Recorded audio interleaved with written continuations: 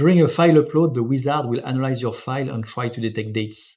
In this video, I will show you some example, and I'm pretty sure one will match your case. Now let's try with the first type of file. So we go to the gear icon, we select Data Upload Wizard, and we click on the first button. Now we select our file.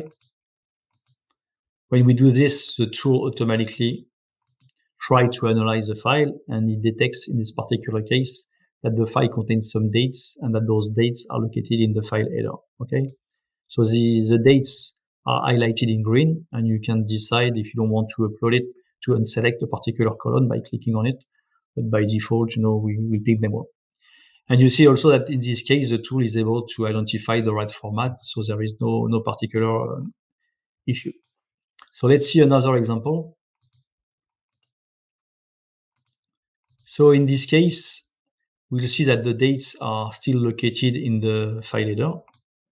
So they are still highlighted in green. But here, the format is different since we have months, day, and year. You can see that's February, March, April. So the tool, as you can see, is able to correctly pick in the list the right format. So this is one option.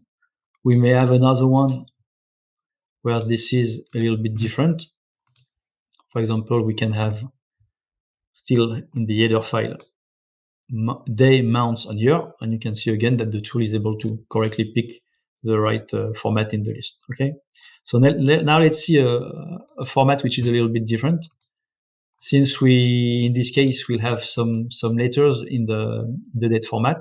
So again, the dates are still located in the file header, but you can see here we have January, February, and depending on your geo, it may be difficult for the tool if you don't use the right spelling, to identify the right format.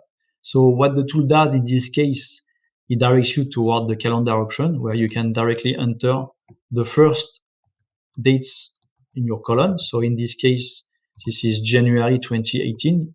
And as you can see, when I do this, the tool is automatically able to identify that the 4 next period, will lead to April 2021. So this is one way to do it. You also have another way, which is use the custom option, where you can enter the format directly. So here we have 3 letters for January, so months, 3 letters, and the year is a 2 letters, so year. So you can see the format by clicking on the question mark here. You get a dedicated article explaining the format you can use, and you can see if I use this format, the tool is able to pick, that this is January 2018 for the first column. Okay. One other and the last example I want to show you for this video is this one, where you can use an order book actually to upload your quantity. And in this particular case, you'll see that during the analysis of the file contains some dates, and they are located in a particular column. Okay, so again, the tool is trying to detect in which column those dates are located. So if by default it doesn't pick the right one, you can, using this drop-down menu, select the right column. And now also it tries to allocate the quantity that are located in the particular column, and you can select, again in the drop-down menu, the right column for the quantity that actually correspond to your historical demand. Okay, so again, the format of the dates needs to be properly set. So here you see that this is month, day, and year. So if this is not the right one, you've seen many ways to change it by yourself. So I believe you're all set for the upload.